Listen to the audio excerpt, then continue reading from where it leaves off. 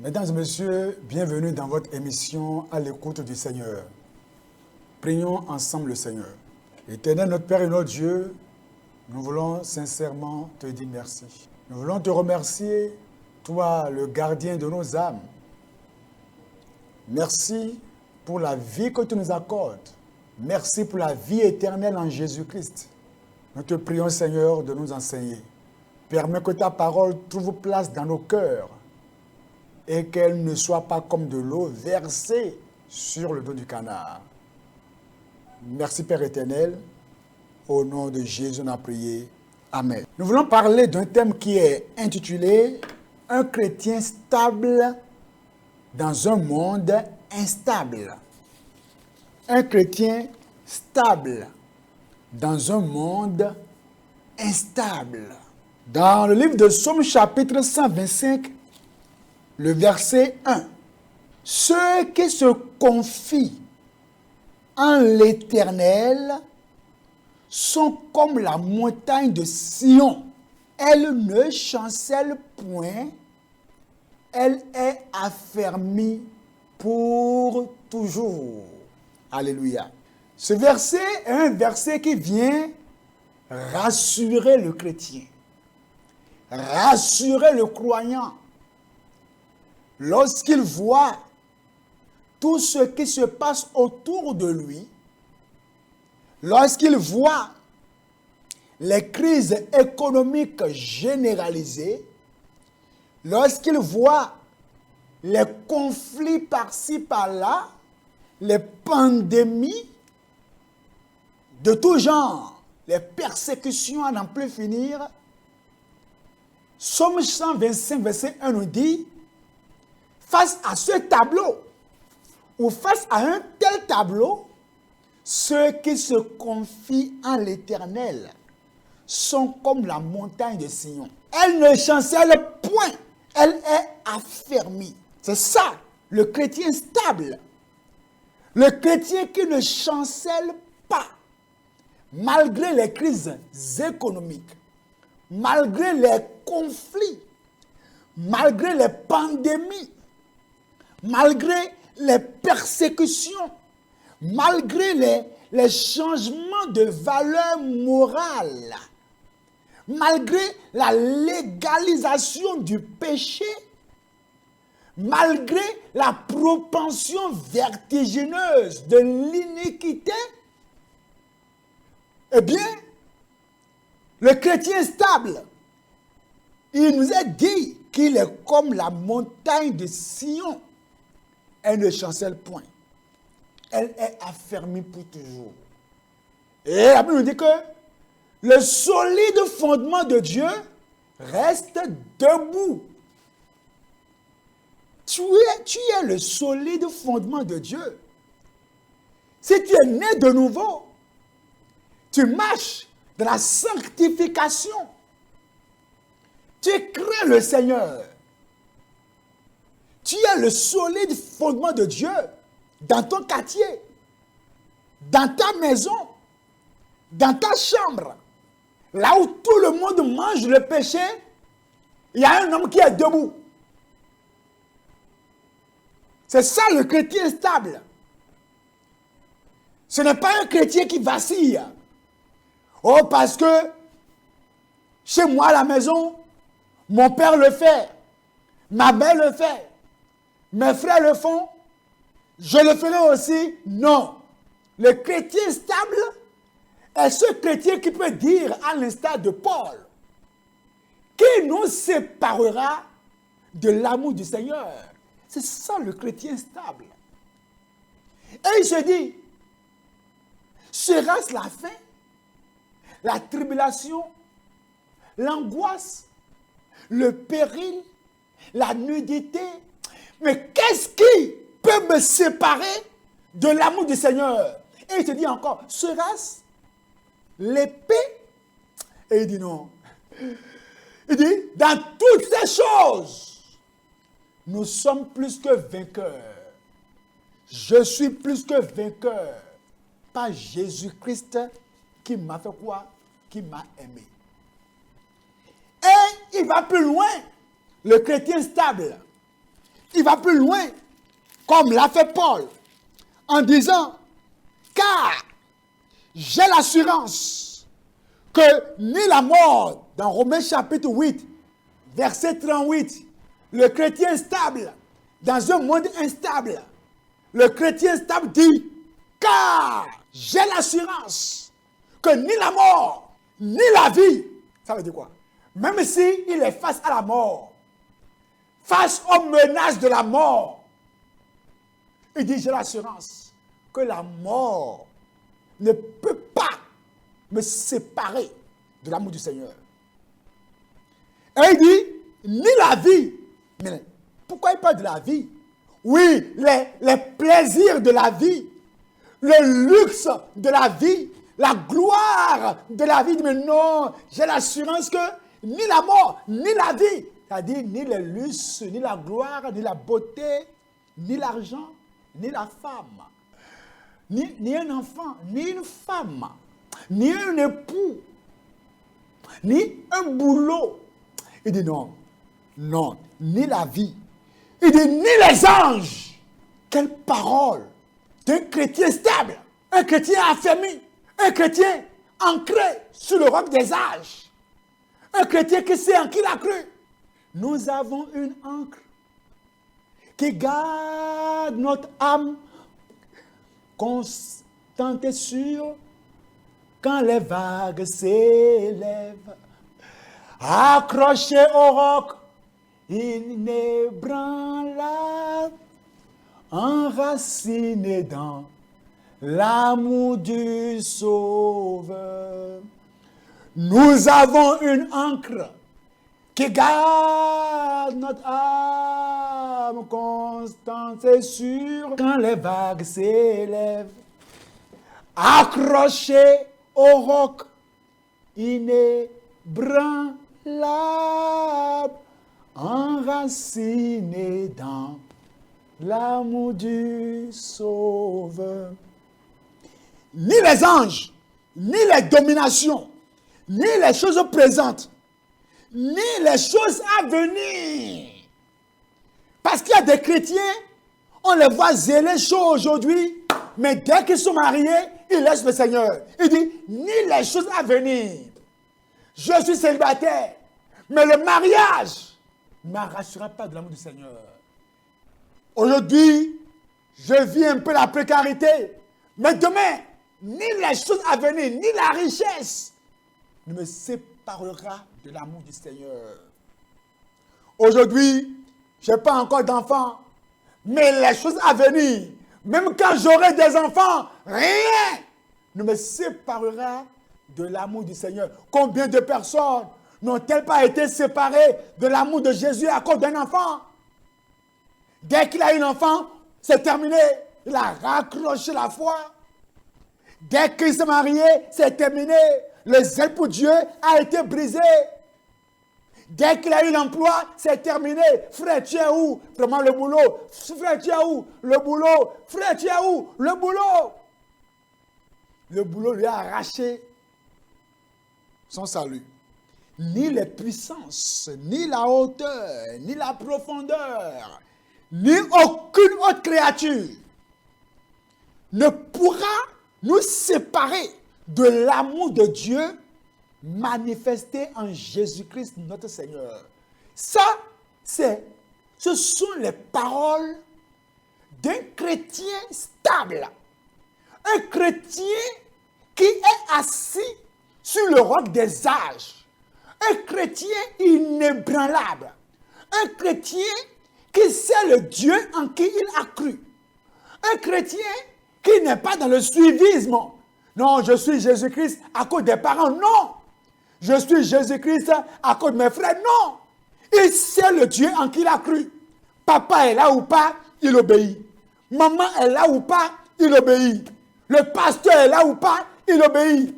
Les membres sont là ou pas, ils craignent Dieu. Un monde instable. Un monde instable. Comment le chrétien peut-il être stable dans un monde qui est vacillant? Un monde qui est troublé. Un monde où chacun court.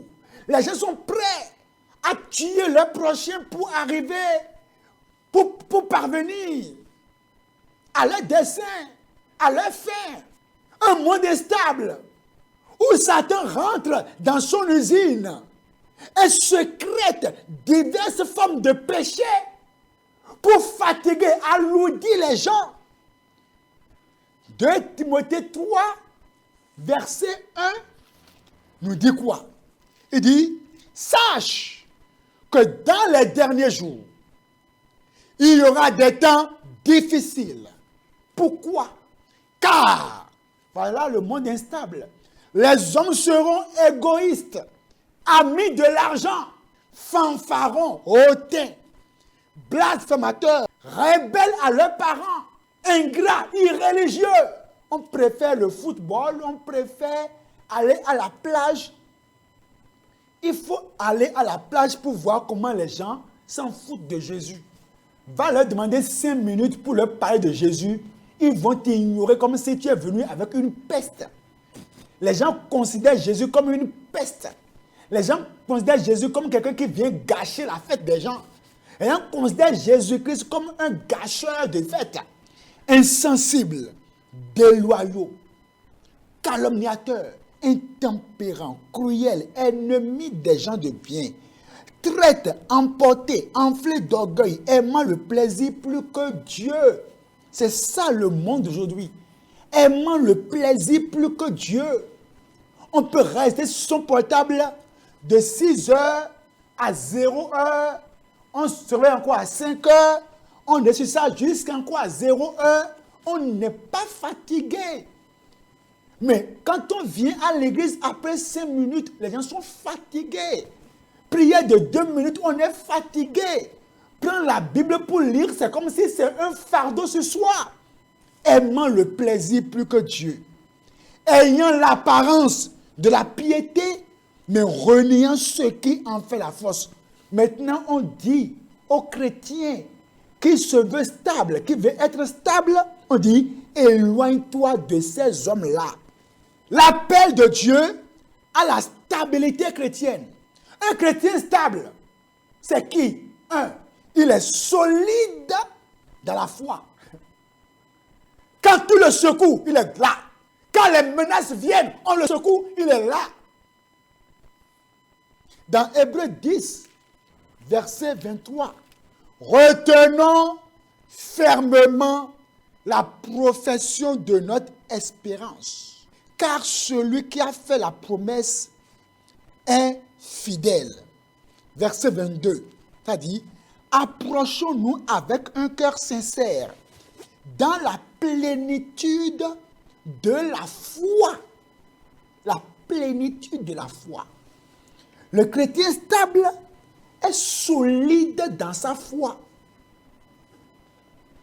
Dans son langage, on sent qu'il est solide.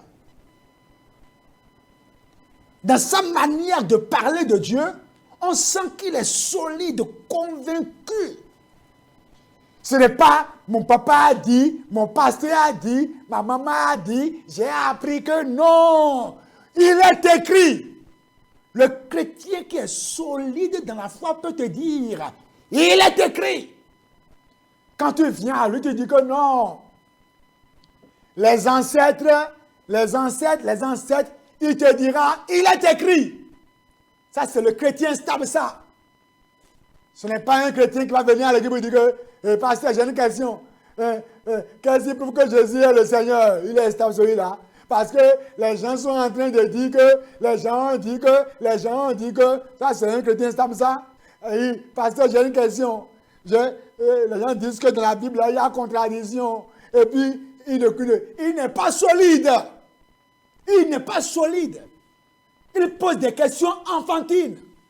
Des gens qui ont fait 10 ans, 15 ans, 20 ans dans le Seigneur, mais qui sont encore au biberon. Des gens qui devaient être des enseignants, mais il faut encore les enseigner. Des immatures spirituels qui refusent de grandir. Des chrétiens qui ont atteint le kwashiorkor spirituel.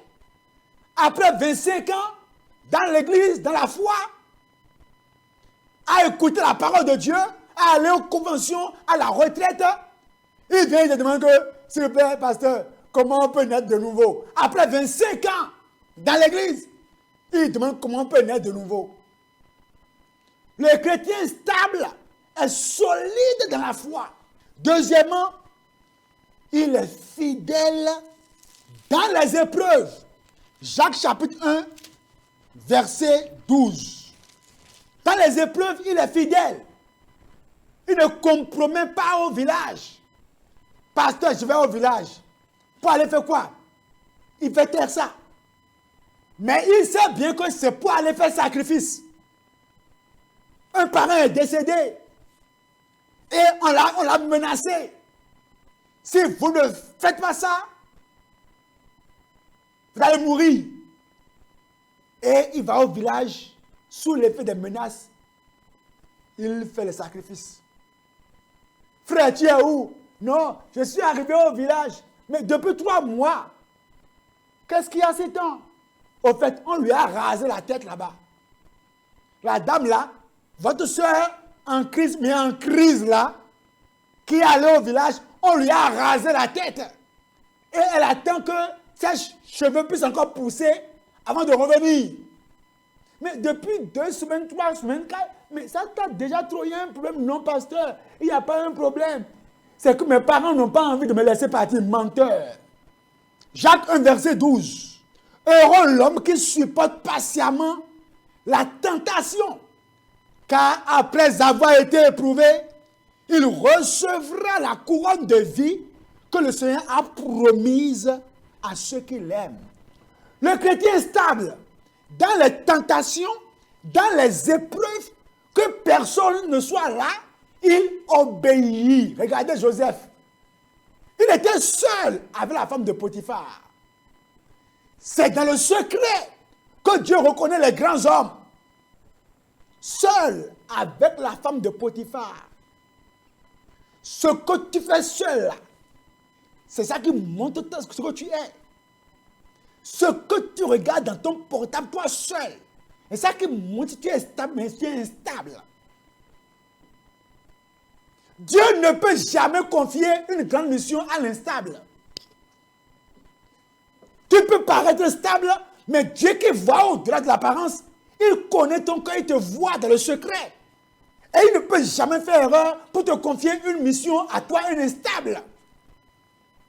Toi qui es incapable de défendre la foi chrétienne, défendre la Bible, défendre ta foi, défendre Jésus, jusqu'à quand? Des questions embryonnaires. La tentation vient quand il est seul. Il surmonte ça. Joseph a surmonté ça seul, dans le secret. Daniel et ses compagnons étaient à Babylone. Ils ont surmonté les épreuves, les tentations. C'est ça. On les a menacés du feu. Vous serez jetés dans le feu. Ils ont dit, notre Dieu est capable de nous délivrer de ta main au roi. Et de sinon, ça dit, même si Dieu ne nous délivrait pas, roi, on ne va jamais adorer ta statue. Hey, ça, c'est un chrétien stable. Un chrétien affermi. Et quand Dieu voit ça, Dieu dit, voilà, ça c'est mon enfant, ça. Ça c'est mon enfant, ça. Ça c'est mon garçon, ça. Ça c'est ma fille, ça. C'est mon homme, ça. Oui. Adorez la statue, sinon, vous serez jetés dans le feu du roi. Ne te dérange même pas. On ne va pas adorer. Notre Dieu que nous servons est assez puissant pour nous délivrer de ta main au roi. Sinon, j'aime ce mot-là. Sinon, ça dit, même si Dieu ne nous délivrait pas, on ne va même pas lui en vouloir. Hein? Mais on ne va pas adorer ça. Ah, et le feu. Qu'est-ce qu'on appelle le feu? Et effectivement, ils ont été jetés dans le feu. Comment Dieu peut-il les laisser? Fidèle dans les épreuves. Ça, c'est un chrétien stable.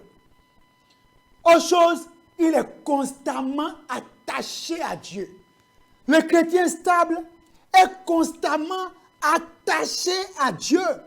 Jean 15, verset 5. Je lis. Je suis le cep, vous êtes les sarments.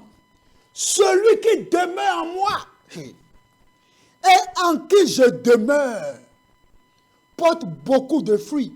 Car sans moi, vous ne pouvez rien faire. Le chrétien stable le sait.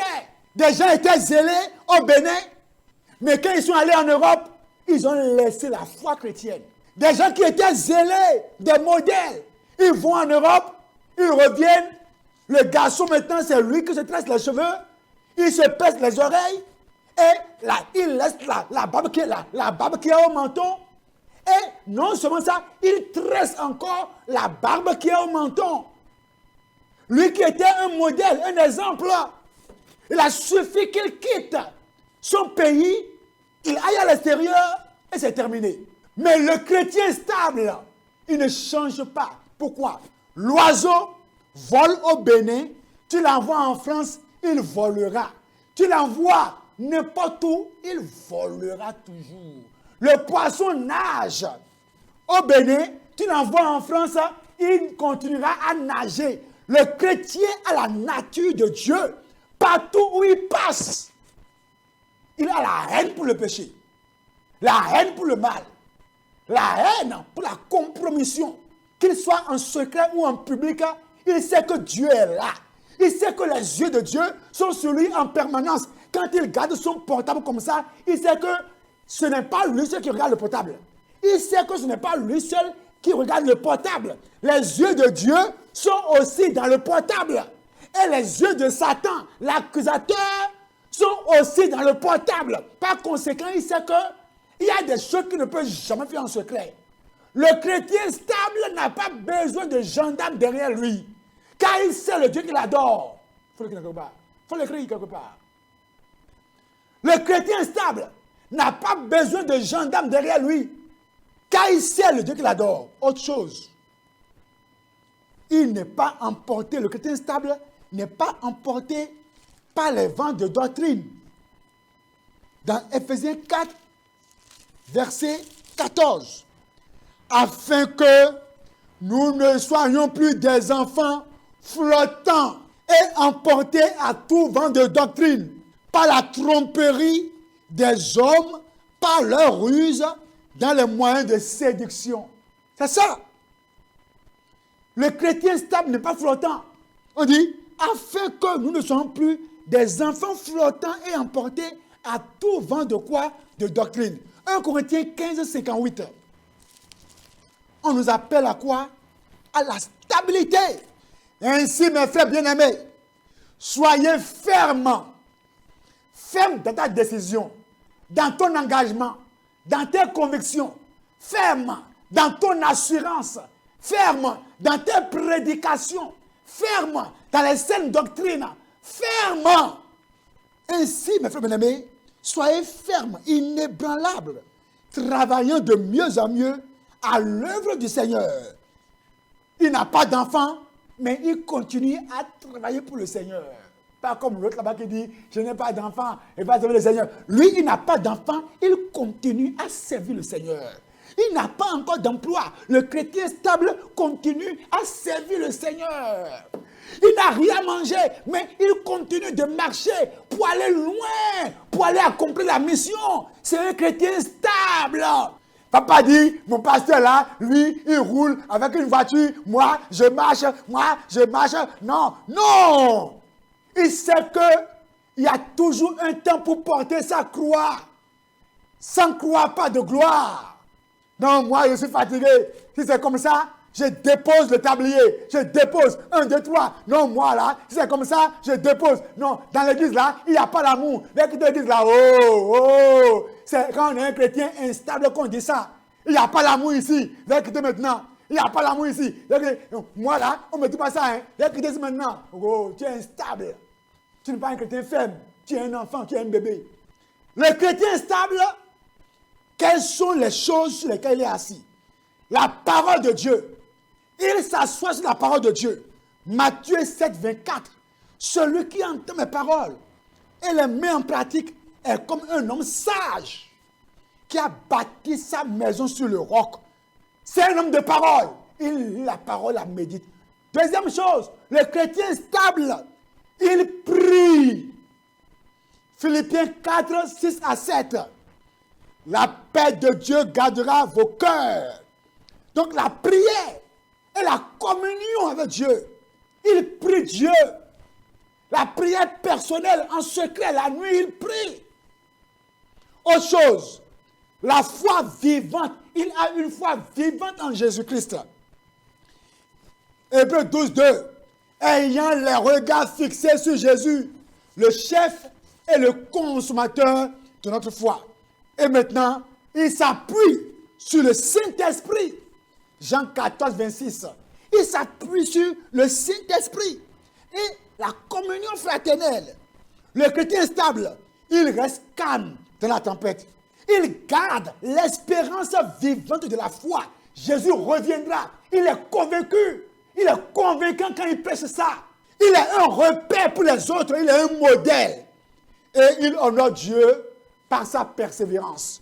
Nous te prions, Seigneur, donne-nous d'être des chrétiens stables dans ce monde instable. Donne-nous, Père, d'être des repères, des exemples de foi vivante.